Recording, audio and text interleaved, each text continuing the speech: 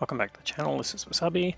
This is a battle on Lakeville map, and we're following Fury in his M60, and we're going to see some pretty dynamic play. First up, he's going to the valley, which is a bit unusual for a medium tank, but I suspect what he's going to do is go to the spotting position at the choke point. Now he's using the mobility of his tank. The M60 is basically a version of the pattern, the last version of the pattern, and you can see it's got pretty reasonable speed for such a large tank. It's basically a lightly armoured version of what ended up becoming the T110E5 in the game.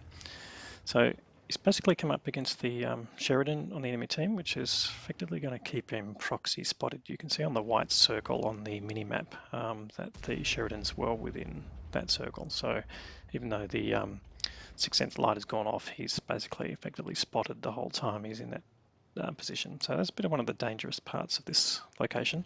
It is good for taking cheeky shots, climbing up, and particularly tanks with good gun depression. You see he's gone up there, he's spotted Centurion 7-1, but he hasn't seen any tanks right at the back down at the sort of H2, J2 area where tank destroyers like to be behind bushes that have a direct line of sight on this location. And also ARTI tend to favour this line because it gives them basically a direct line up, and they can sit basically unobserved right at the back. So have to watch out for being splashed by ARTI. He's effectively hull down, but you can see there,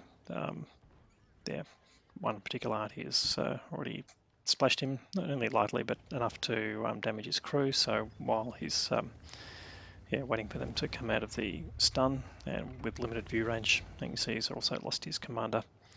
He's basically in a not too good position. He's not getting a lot of value out of this position, so he makes the good decision to basically run away. Now, you think he's unobserved, but I remember he was proxy spotted. And we'll see if the ARTI go. Yep, the ARTI are following him. So the one's just splashed him, stunned his crew again, and the second of the two M53, M55s has basically put a reasonable hit into him. So taking a bit of damage, used his crew medkit basically to repair his crew, but that was more likely what else was going on. Now, part of the reason of moving was not being in a very productive position. He can let the tank destroyers that are basically lined up there do their own spotting. The enemy will have to crest basically to do anything. So it comes up here to a basically an elevated position. You just wait for him to get into his final spot, which will give him shots across into the city. The enemy heavy tank push is typically through there, and he's just got, you can't see the outline here, but he's there we go. He's just got a shot on the Type 61. So two factors here. One is the Type 61 is pretty lightly armoured, and he's just threaded the needle there to get that shot through. They will have to rely on tanks basically backing up into that spot to be able to do any more damage. So good selection of position, but does rely on the positioning, because you can see he doesn't have any real further shots there. So Type 61 there is, there's two 61s there, and look, he's spotted one of the ARTI, or not here, spotted the RU-251 has spotted one of the ARTI, so he's managed to take a revenge shot. Takes another shot, pretty low percentage shot there, but just as the ARTI goes dark, he puts in a shot there and gets the absolute joy of killing one of the ARTI who's been giving him a bit of misery. So that would be a great feeling there. Now they're still down by two tanks, early days yet, but they're not progressing that well. The city is doing all right. The 705A on Fury's side there is a good tank in that location, in the sense that it's got very good frontal armor.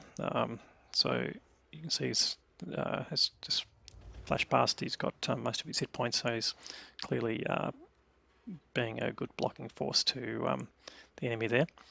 And there's another Type 61, so he managed to put a bit of tax on them. So the RU-251 on Fury's team is doing a good job of spotting there in the midpoint of the this road.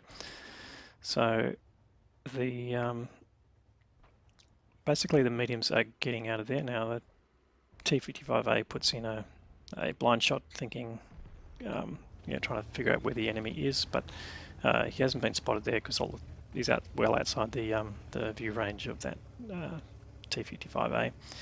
So he's also noticed on the minimap that the enemy have pushed over the hill on the valley side, and he's coming around to give some support. So it's good awareness of the minimap. It's always a good thing to do, is to keep scanning your minimap even if the location you're not there.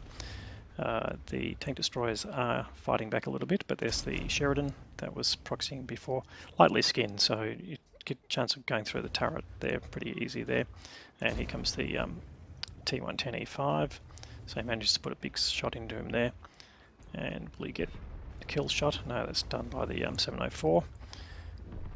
And here comes the Sheridan again, puts in one shot there, and he's got to line up another shot. You can see he swings his turret around to where he thinks the Sheridan will be by the time that his gun aims. Clever positioning there, because it allows his basically gunner to aim in on that spot. So all of the aim time from his gun basically is being stabilized by pointing at that one spot, rather than trying to lead the target the whole way and having the gun continually in bloom. He's actually minimized his aim circle by pre-aiming at that spot. Now, that was the only point that his gun was going to be ready anyway, so it was very good movement of the gun there. So now he's got a tier 9 British tank there. You can afford to take a hit there. You can see pretty low alpha, that curse of the British guns. So he gets the killing shot in there without having to pay too much of a tax. Now he's not going to push over there because he's noticed the city, basically the 705, is isolated. The Leopard PTA is calling out for help to go in and basically try and make sure the Object 705 doesn't get overrun. So Fury's on his way back there, and again using the speed of his vehicle to get him there. You can see getting up to hitting 60 k's every now and then. So good velocity out of there.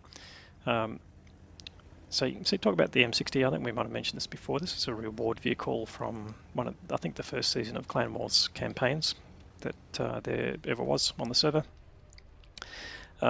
Most people don't use it. It's not that favourable a tank in general terms, but it's also now available in the Bond shop. Anyway, he's coming on the piece of action that he was coming along here to try and prevent, which is the T55A and the T125 gangbanging the Object 705A. He's got the T55A down to one shot, gets the killing shot on there. Now, unfortunately, the Object 705 goes down, but the T110E5 has already been reduced. Now, the T110E5's got the same weakness on top as the M60 does, which is the Commander's Cupola, and he manages to take the T110E5 down.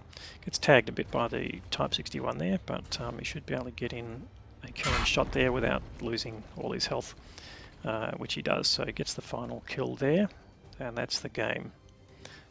Nearly 5,500 damage. So let's have a look at the results after that Too Fast, Too Furious battle.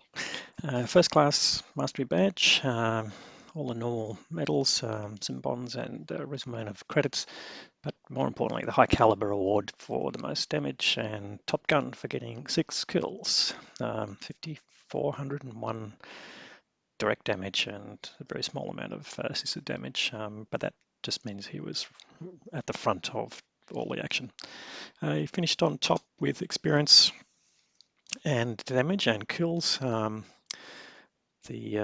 Object 705A, as mentioned before, did a sterling job in the city pretty much by himself, defending. And then on the enemy team, some reasonable performances from the E4 and the E5. So 21 shots fired, 17 connected.